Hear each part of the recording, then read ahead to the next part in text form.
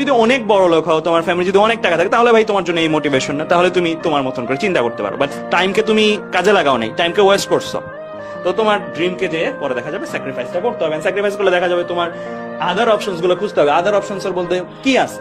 আদার অপশনের মধ্যে তুমি হয়তো ন্যাশনাল ইউনিভার্সিটিতে যাবা, সেগুলোও ভালো, সেগুলো থেকেও অনেক ভালো ভালো করতেছে, ভালো স্টুডেন্টস আছে, বাট স্টিল তাদের সাথেই তুমি যখন কথা বলবো, তাদেরকে যে দেখবা যে তাদের সেশন জট অনেকক্ষণ হয়তো থাকে, পাস করতে সমস্যা হয়।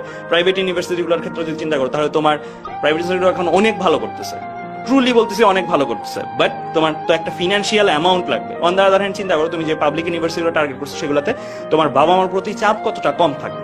যদি তোমার কাছে, তুমি যদি অনেক বড় লোক হও, তোমার ফ্যামিলি যদি অনেক টাকা থাকে, তাহলে ভাই তোমার জন্য এই মোটিভেশন না, তাহলে তুমি তোমার মতন করে চিন্তা করতে পারো। বাট স্টিল আমি সবার জন্য বলতেছি, যারা অ্যাকচুয়ালি নিজের সেলফ রেসপেক্টটা রাখো না, আমি কলেজ লাইফ পর্যন্তই বাবা মার প্রতি নির্ভরশীল থাকবো, তারপর থেকে আমি নিজের প্রতি নির্ভরশীল হইতে চেষ্টা করবো এবং ফ্যামিলিকেও আমি সাপোর্ট দিতে চেষ্টা করবো। সো ওই ভাবে যদি চিন্তা করো, তাহলে তোমার কিন্তু এই টার্গেট গুলাতেই আসলে আগাইতে হবে। ঠিক আছে, ভালো করার অনেক রাস্তা আছে। আমি যে রাস্তাটা বলছি, এটা হচ্ছে অনেক রাস্তার মধ্যে একটা রাস্তা। এই রাস্তাটার মধ্যে তুমি ফ্যামিলিকে প্রেশার ফেলবা না, এতটুকু আমি গ্যারান্টি দিতে পারি। ঠিক আছে, সো আমি তারপরে আলাদা আলাদা অনেক জায়গায় চিন্তা করতে হবে। মানে মোটামুটি তুমি দেখবা যে তোমার লাইফের প্যাটার্নটা, তোমার দেখা যাবে যে জায়গায় তোমার ফ্রেন্ডরা বা সবাই দেখা যাবে যে হয়তো ভালো একটা জায়গায় অলরেডি পড়তেছে, চারোদিক থেকে সম্মান পাচ্ছে, চারোদিক থেকে উৎসাহ পাচ্ছে, এবং ফ্যামিলির কাছ থেকেও সে একটা ভালো অবস্থানে আছে। ইনফ্যাক্ট ফ্যামিলিতেও তোমার মতামতের গুরুত্ব দেখবে অনেক গুণ বেড়ে গেছে জাস্ট আফটার গেটিং চান্স। তুমি দেখবা যে তোমার মানে বিভিন্ন জায়গা থেকে তোমাকে ইনভাইট করা হচ্ছে, তোমাকে দেখা যাবে যে মানে তোমার সামনের যে 4 বছর বা একাডেমিক যে লাইফটা, ওই একাডেমিক লাইফের কত বড় যে একটা রিলিফ ভাইয়া, যে তোমার চিন্তা করতে হচ্ছে না তোমার মানে টাকা ইনকাম করে একটা ভার্সিটিতে, প্রাইভেট ইউনিভার্সিটি বা একটা জায়গায় এতগুলো টাকা দিতে হবে। সো তখন দেখা যাবে তুমি ওই অ্যামাউন্ট অফ মানি গুলো দিয়ে তুমি দেখা যাবে তোমার আদার স্কিল ডেভেলপ করতে পারো, তুমি অনেক বিজনেস দিতে পারো।